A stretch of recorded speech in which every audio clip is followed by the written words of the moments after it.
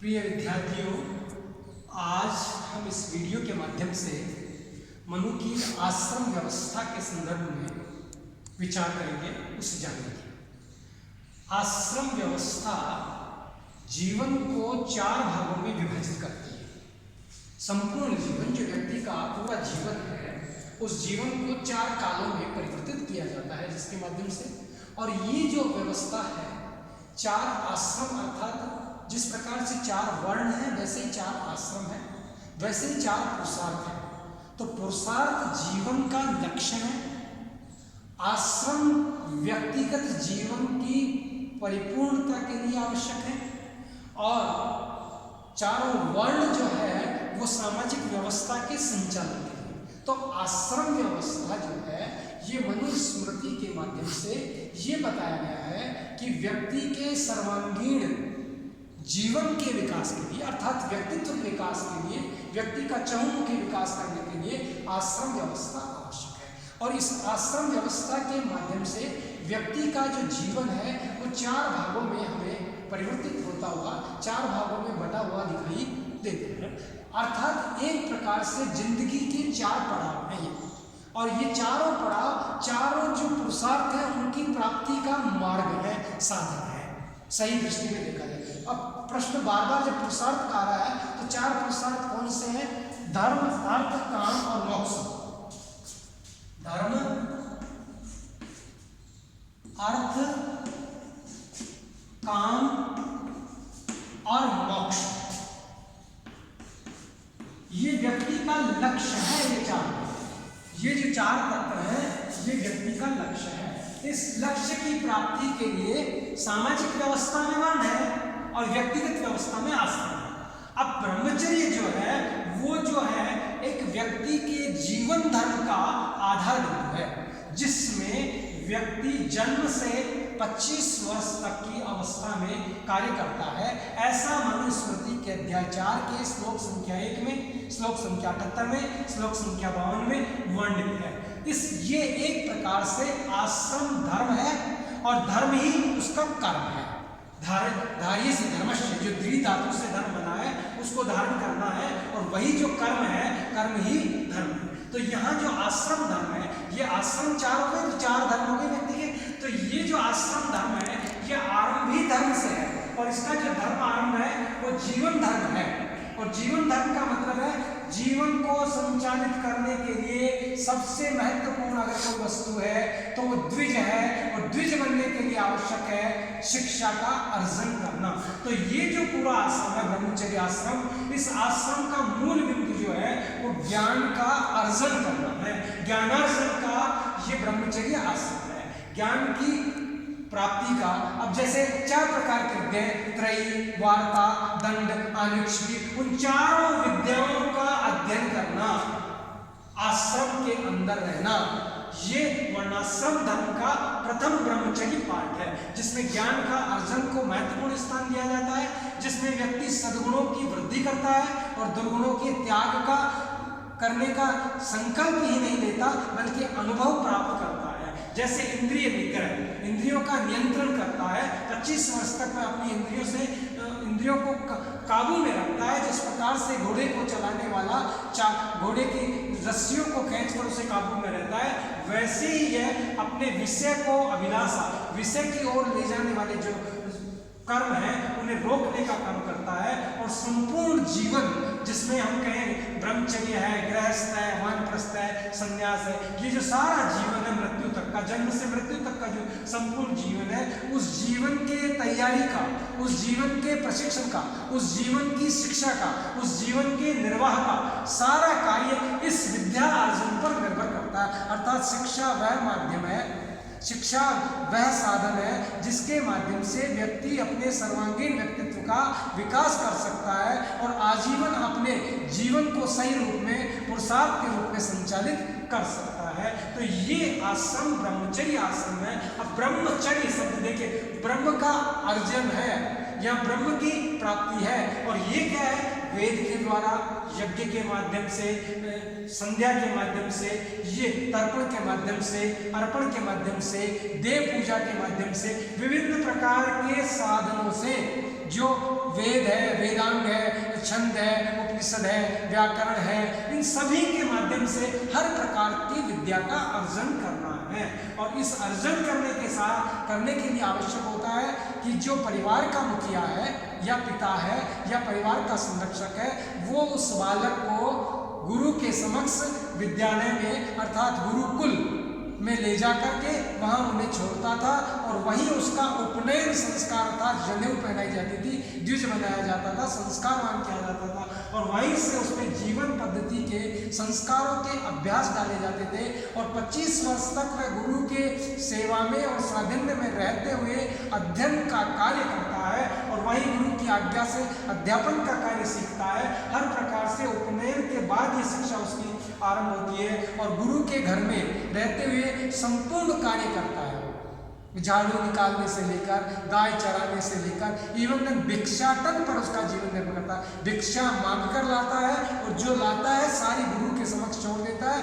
केवल 2 रोटी जो उसे सुबह शाम मिलती है ब्रह्मचर्य को, उसके आधार पर अपना जीवन निर्वाह करता है। तो कहने का अर्थ क्या हुआ, ये ब्रह्मचर्य जो आश्रम है ये शिक्षा और दीक्षा का आश्रम है, जिसमें शिक्षा की प्राप्ति होती है, दीक्षा की प्राप्ति होती है, संस्कारों का श्री गणेश होता है और संस्कार पल्लवित, पुष्पित और प्रफुल्लित होते हैं। और सभी आश्रम सब जीवन के सारे जो शिक्षा है, जीवन का संपूर्ण जो रहस्य है, उस रहस्य के बारे में ज्ञान का अर्जन करता है, जिससे वो आगे के जीवन में कहीं मुसीबतों में न पड़ जाए बल्कि उनका सही रूप से निर्वाह कर सके। इसलिए ये ब्रह्मचर्य आश्रम है। अब यहाँ इस आश्रम में व्यक्ति संपूर्ण जीवन के अर्थात तीनों आश्रमों का सही संचालन करने की तैयारी करता है। गुरुकुल में यज्ञोपवीत के माध्यम से वह आगे बढ़ता है, विभिन्न प्रकार के अध्ययन के माध्यम से, ज्ञान के माध्यम से, अनुभव के माध्यम से वो अपने जीवन संचालन के गुणों की अभिवृद्धि करता है, गुणों का श्री गणेश करता है, त्याग और तपस्या पूर्ण वह जीवन जीता है। दूसरों की सेवा करना अर्थात गुरु की सेवा करना, मित्रों की सेवा करना, भिक्षाटन पर जीवन जीना, इस प्रकार सभी भिक्षाटन का भी बहुत बड़ा महत्व है। भिक्षा का मतलब है भीख मांगना, अर्थात हर घर में जब व्यक्ति जाएगा अहम भिक्षाम देहि, इसका मतलब उसमें अहंकार नाम की चीज नहीं रहेगी। अहंकार का नाश है सभी प्रकार, और चाहे वो राजा का पुत्र हो, चाहे वो गरीब का पुत्र हो, चाहे वो अमीर का, सभी बच्चे अर्थात जो गुरुकुल में रहते हैं सभी भिक्षाटन के लिए जाएंगे। इसका मतलब उसमें किसी भी प्रकार का अहंकार है, ऊंचे और नीचे, बड़े या छोटे का भेदभाव है, संपन्नता या विपन्नता का जो भाव है, ये सारे भावों की समाप्ति है। इस प्रकार समदृष्टि और सम सृष्टि और सम विकास और गुणों का अर्जन ये इस आश्रम के माध्यम से करता है। संक्षेप में ब्रह्मचर्य आश्रम ये है। इसके पश्चात हम दूसरे आश्रम की बात करते हैं जिसे गृहस्थ का आश्रम करते हैं, कहते हैं जो 25 के बाद अर्थात 26वें वर्ष में जो बालक है अपनी 25 वर्ष का आयु पूर्ण कर लेता है, 26वें वर्ष में जाता है, उसका विवाह किया जाता है। विवाह बंधन में बंधकर दाम्पत्य जीवन का वो निर्वाह करता है। यहीं से गृहस्थ धर्म पालन, गृहस्थ आश्रम चालू होता है और वो गृहस्थ धर्म का पालन करता है। अब गृहस्थ धर्म क्या है? घर में रहना और घर के सारे परिवार के सभी लोगों के प्रति समान दृष्टि रखना, अपने जीवन का निर्वाह करना, पिता धर्म का, पुत्र धर्म का, भ्रातृ धर्म का, पति धर्म का, सभी प्रकार की जो जो उसकी भूमिकाएं हैं उन सभी भूमिकाओं का वह निर्वाह करता है। और इस निर्वाह के साथ संतानोत्पत्ति उसका लक्ष्य है, संतान की उत्पत्ति के लिए ही विवाह करता है, सृष्टि की रचना में अपना योगदान देता है और ये संतान उत्पत्ति करके पितृ ऋण से मुक्ति प्राप्त करता है। क्योंकि ये आश्रम ऋणों से मुक्ति है, सृष्टि की जो ऋण हमने प्राप्त किए हैं उनसे मुक्ति के लिए आश्रम है। जैसे ऋषि ऋण से मुक्ति के लिए हमने ब्रह्मचर्य की बात की, ऐसे पितृ ऋण से मुक्ति के लिए हम गृहस्थ धर्म की बात करते हैं। जब व्यक्ति पिता बनता है तभी वह पितृ ऋण से मुक्त होता है। इसका मतलब ये हुआ कि व्यक्ति परिवार में जीवन निर्वाह करता है, काम और अर्थ की प्राप्ति का जो है पुरुषार्थ है, उस पुरुषार्थ की पालना का कार्य इसी आश्रम में किया जाता है। एक और वो काम की पूर्ति करता है, दूसरी ओर अर्थ की प्राप्ति का। अर्थ का मतलब होता है धन। धन कैसे कमाएगा? धर्मयुक्त आचरण रखेगा, अर्थात नैतिक आचरण से, मर्यादा के आचरण से, उन्नति के माध्यम से धनोपार्जन का कार्य करेगा, उसका संचय कर देगा, उसकी अभिवृद्धि करेगा और उस अभिवृद्धि के साथ जो धन संचय हुआ है, इकट्ठा हुआ है, उसका दान करेगा, पुण्य करेगा, सेवा करेगा, परोपकार के कार्यों में खर्च करेगा, समाज सेवा में खर्च करेगा, परिवार सेवा में खर्च करेगा। इसलिए देव है, अतिथि है, पितृ है, उन सब का आदर और सम्मान करता है। सभी लोगों के लिए वो धर्मशालाएं बनवाता है।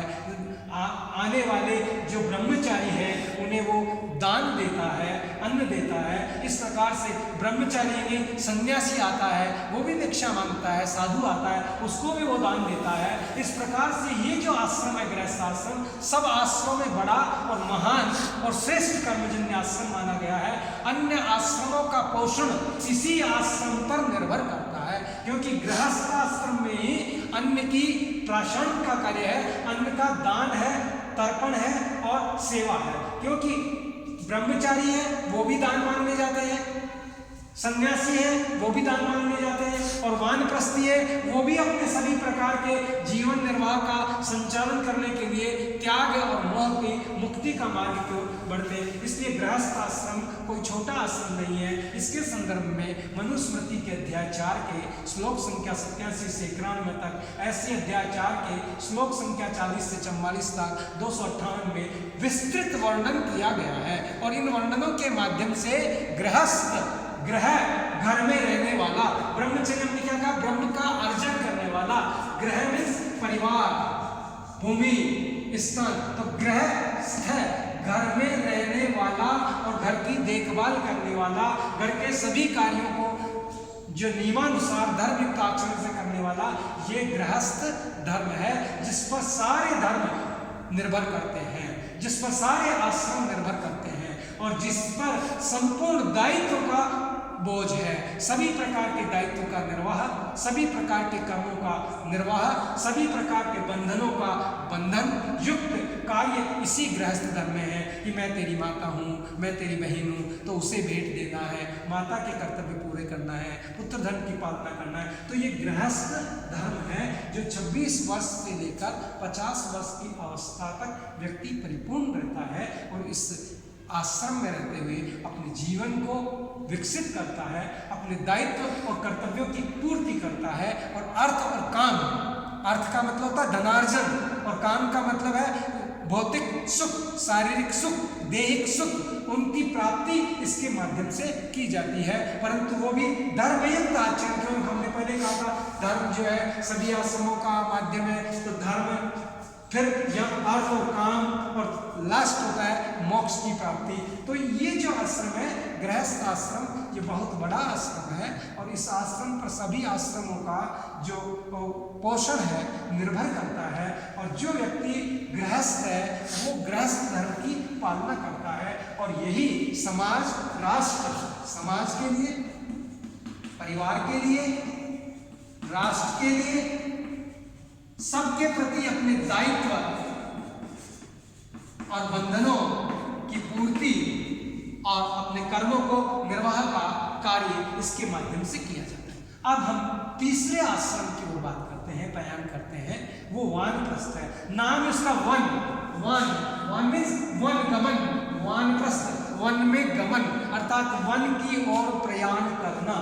इसका मतलब क्या हुआ, प्रकृति की ओर जाना। जैसे हम प्राकृतिक हैं, हम 5 तत्वों से बने हुए हैं, धरती, आकाश, पाताल, वायु, इनसे जिस प्रकार से हम बने हैं, श्वास, तो ये जो 5 तत्व, उन प्रकृति के 5 तत्वों में विलीन होना है और प्रकृति के उन तत्वों का अध्ययन करना है जो हमने यहाँ स्वाध्याय सीखा था, जो हमने यहाँ मोह का त्याग सीखा था, जो विषयासक्ति के चीजें छोड़ी थी, वो विषयासक्ति गृहस्थ में हम स्वीकार करते हैं और वापस उनको छोड़ने की बात करते हैं। तो वानप्रस्थ जो है ये स्वाध्याय और समर्पण का आश्रम है, अर्थात वेदों का अध्ययन करना, वेदांग का अध्ययन करना, शास्त्रों का अध्ययन करना, ईश्वर का अध्ययन करना, इस प्रकार से अपना जीवन स्वाध्याय में लगाना और समाज सेवा के रूप में समाज को एक दिशा निर्देश देने के रूप में समाज में समानता का भाव रखते हुए समर्पण से कार्य करने का ये आश्रम है। इसमें कठोर तप किया जाता है, अहिंसा व्रत का पालन किया जाता है, संयम से जीवन निर्वाह किया जाता है, इंद्रियों का निग्रह और नियंत्रण किया जाता है, क्योंकि यहाँ तो आप गृहस्थ जीवन जी रहे थे और अब उनको छोड़ना है आपको, तो ये निग्रह है। और इस प्रकार से जो उपनिषदों में निर्देश दिए गए हैं कि कैसे जीवन संचालित किया जाए, उस प्रकार से अपने जीवन में आचरणों को धारित किया जाता है और जीवन को संचालित किया जाता है। और ये आश्रम देव ऋण से मुक्ति का है। जो देव हैं उनके जो ऋण है हमारे पर, जो शिक्षा है, शिक्षा के साथ शरीर है, ये पंच तत्व जो बनाना है भौतिकता से, तो ये देवों के द्वारा प्रदान है। इसलिए देव ऋण से मुक्ति का यह आश्रम है। जीवन में जो भी संघर्ष थे गृहस्थ आश्रम के, उन सारे संघर्षों और इधर धर्म रत, तो धर्म और संघर्ष के मध्य का जो संघर्ष है, उस संघर्ष से धर्म से मोक्ष की ओर प्रयाण करने का माध्यम वानप्रस्थ है। एक प्रकार से जंगल में जाना, जंगल में रहना, वन का गमन करना, पर्यावरण का संरक्षण करना, पर्यावरणीय जीवन जीना और त्यागपूर्ण जीवन का आरंभ करना है। और ये जो त्याग है सभी प्रकार का, जैसे गृहस्थ पुत्र बहु का त्याग करना है, पत्नी जो है अगर साथ आती है तो ठीक है, नहीं आती है तो पत्नी व्रत का त्याग करना है, तो बहन व्रत का त्याग, ये सब है पर होते हुए भी नहीं है, क्योंकि मैं अकेला इस संसार में आया हूँ, अकेला जाऊँगा मैं। ये जो है ये पंच तत्वों का शरीर है जो पंच तत्वों में विलीन हो जाएगा। इस प्रकार से मोह का त्याग है और मोह के त्याग का प्रयास है। बेसिकली देखा जाए तो इसका अध्ययन है, इसका प्रशिक्षण है। और यही प्रशिक्षण जो है ये व्यक्ति के व्यक्तित्व में सभी प्रकार के दोषों से निवृत्त होने का एक माध्यम बन जाता है। और इसी के माध्यम के परिणाम स्वरूप व्यक्ति अपने इन सभी प्रकार के जो अर्थ और काम का जो लोभ था, या इंद्रियों का जो लोभ था, या उसे धन का जो लोभ था, या जिससे अन्य चीजों का, तो लोभ और मोह का त्याग करना है। तो ये जो जीवन है ये त्यागमय जीवन होगा। ये जो जीवन है तपोमय जीवन होगा, तप का जीवन होगा, त्याग का जीवन होगा। ये जो जीवन है संयम युक्त जीवन होगा। ये जो जीवन है अहिंसा का जीवन होगा। पशु पक्षी मानव सभी के प्रति समदृष्टि का विकास करना और सभी के प्रति मोह का त्याग कर देना और सभी का विकास करने में अपना योगदान देना, सहयोग देने का ये आश्रम है। इसे वानप्रस्थ आश्रम कहा गया है। और मनुस्मृति के अध्याय 6, 7 और 7 के श्लोक संख्या 81, 21, 30 और 6 के अध्याय 6 के श्लोक संख्या 1 में इन्हें वर्णित किया गया है। इसी प्रकार से जो मोक्ष है, उस मोक्ष की प्राप्ति व्यक्ति का अंतिम और चरमोत्कर्ष लक्ष्य है। और अंतिम और चरमोत्कर्ष लक्ष्य की प्राप्ति संन्यास के माध्यम से संत पद्धति में, या जिसे हम कहें सभी प्रकार के मोह संत युक्त जीवन जीने में, निर्वाह में दिखाई देता है। ये मनुस्मृति के अध्याय 7 के श्लोक संख्या 8 में, अध्याय 6 के श्लोक 14 और श्लोक संख्या 100 में इसका वर्णन पाया जाता है। अब ये क्या आश्रम है? संन्यास मतलब समदृष्टि, सम जीवन और संपूर्ण त्याग। अब संपूर्ण मोह का त्याग, एक और घर का त्याग है, गृह त्याग है, दूसरी ओर समाज का त्याग है, राष्ट्र का त्याग है, शरीर का त्याग है, भौतिक मतलब सभी चीजों का त्याग है। संपूर्ण जीवन, ये शरीर भी मेरा नहीं है, ये भी पंचदेह है, इसको भी त्यागना है। मैं शरीर नहीं, मैं आत्मा हूँ, आत्मा शरीर नहीं है, शरीर आत्मा का सहयोगी है। इस प्रकार का जो ब्रह्म है, ये जो भय है, माया और भय, ब्रह्म और त्याग, इन सब का अर्जन करता है, वेदों का अध्ययन करता है, स्वाध्याय करता है और सभी ऋणों से मुक्त होने के लिए उसका एक ही लक्ष्य होता है, मोक्ष की प्राप्ति। और मोक्ष प्राप्ति के लिए, ब्रह्म की प्राप्ति के लिए अपना जीवन सर्वस्व न्यौछावर कर देता है। ब्रह्म की प्राप्ति में, ब्रह्मत्व बन जाने में, ब्रह्ममय जीवन जीने में, सभी समाज के लक्ष्यों को पूर्ण करते हुए, सभी को परोपकार का कार्य करते हुए, राग द्वेष है, वैर भाव है, मान है, अपमान है, त्याग है, परोपकार है, सब चीजों को छोड़ देता है। सभी प्रकार के मोहों से विरक्त भाव जो है वो संन्यास है। इसमें संपत्ति विहीन जीवन है, कोई संपत्ति नहीं है इसके पास। ये जो शरीर है ये भी पंचतत्व है, ये भी प्रकृति का है। ये जो आत्मा है ये भी ईश्वर की है। मैं जो हूँ मैं भी मैं नहीं हूँ, ये ईश्वर है। इस प्रकार सभी प्रकार की संपत्ति, मेरी कोई संपत्ति नहीं है, न मैं कुछ लेके आया हूँ न मैं लेके जाऊंगा। इसलिए संपूर्ण संपत्ति विहीन जीवन है ये। और ये जीवन भी भिक्षावृत्ति पर निर्भर करता है, सभी मोह का त्याग। जिस प्रकार से एक ओर तो आप राजा थे, हैं, व्रतरी थे, और दूसरी ओर आप भिखारी हैं, और एक प्रकार से सन्यासी के रूप में अहम भिक्षाम देही माँ भिक्षाम देही, इस प्रकार से आप सभी चीज़ों को छोड़ देते हैं, भिक्षा पर अपना जीवन निर्भर करते हैं और आत्मसंतुष्टि का जीवन है। अगर आपको किसी दिन भिक्षा भी ना मिले तो आप सोचें कि आज एकादशी है, ईश्वर ने व्रत कराया है, ईश्वर चाहता है कि मुझे व्रत का आलिंगन करना चाहिए, मुझे ईश्वर पर विश्वास रखना चाहिए, संतुष्ट रहना चाहिए। मिल गया तो ईश्वर की प्रसादी है, नहीं मिला तो उपवास है। इस प्रकार आत्मसंतुष्टि का भाव, आत्मा को जानने का भाव, ब्रह्म में रत रहने का भाव, सभी के प्रति समदृष्टि का भाव, मोक्ष की प्राप्ति के मार्ग को संचालन करने वाला अगर कोई आश्रम है, अगर कोई साधन है, तो वो संन्यास आश्रम है। इस प्रकार भारतीय संस्कृति में 4 आश्रम व्यक्ति के सर्वांगीण विकास के उत्थान के लिए निर्भर करते हैं और इन आश्रमों के द्वारा व्यक्ति का सर्वांगीण विकास निर्भर करता है। अर्थ और काम को दबाने से भी रोकने की बात कही गई है, उसके लिए भी हमारे यहाँ आश्रम है, गृहस्थ आश्रम, क्योंकि अर्थ और काम को अगर दबाया जाना चाहिए नहीं, बल्कि इसे धर्म द्वारा नियंत्रित किया जाना चाहिए और सही दिशा में इसका उपयोग किया जाना चाहिए, क्योंकि सही दिशा में इसका उपयोग समाज, राष्ट्र और व्यक्ति के उत्थान के लिए आवश्यक बन जाता है। इसी प्रकार समाज में मनुस्मृति आश्रम व्यवस्था में स्त्रियों को भी समान दृष्टि देती है, समान अधिकार प्रदान करती है, क्योंकि स्त्रियों का स्थान भी पुरुषों के समान दिखाई देता है। और यही नहीं, प्रकृति जो है स्त्री और पुरुष दोनों ही उस देवी ईश्वर के अनुभूत हैं, उस देवी ईश्वर के अर्धांग है और आधा अंग स्त्री और आधा अंग पुरुष है। इसलिए स्त्री स्वतंत्रता का यहाँ निषेध नहीं है, उसे भी स्वतंत्रता है कि वो सन्यासी रहना चाहती है, मेरे साथ वन गमन करना चाहती है या नहीं चाहती है। एक प्रकार से उसका भी मनोवैज्ञानिक महत्व दिखाई देता है, जहाँ उसका सम्मान है, उसकी संपत्ति है, उसका निर्वाह है, उसे उसकी स्वतंत्रता है। अब उसका नियंत्रण समाप्ति है। ये बात अलग है कि जिस प्रकार से सोना होता है, श्रेष्ठ होता है, उसे हमेशा नियंत्रित रखा जाता है, किसी पहरे में रखा जाता है। इसी प्रकार से महिला जो है, उसका जो सम्मान है, उसकी जो सुरक्षा है, उसकी जो स्वतंत्रता है, बाल्यावस्था में वो पिता के अधीन, युवावस्था में पति के अधीन, वृद्धावस्था में वो पुत्रों के अधीन अर्थात निर्वाह करती है, क्योंकि उसका जो विकास है, उसकी जो नैतिकता है, उसका जो मूल्य है, उसकी जो विकास है, उसमें उन सबका योगदान है। बाकी उसकी संपत्ति का हरण कोई नहीं कर सकता।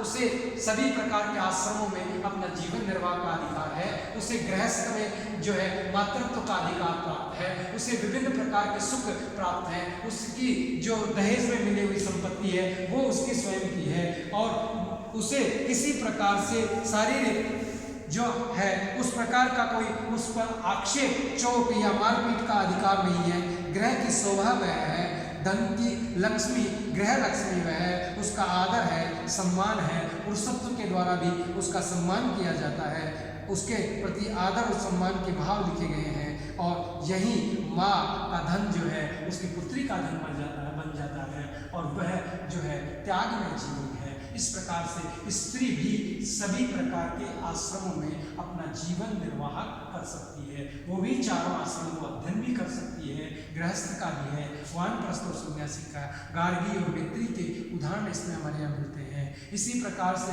विभिन्न प्रकार के संतों के आश्रम जो है ये गुरुकुल हैं। गुरु और गुरु पत्नी, वो गुरु माताएं होती थी, वो भी इन आश्रमों से निकलती थी। इसलिए स्त्री और पुरुष को भी आश्रमों में समानता का अधिकार मनुस्मृति के माध्यम से दिखाई देता है। धन्यवाद।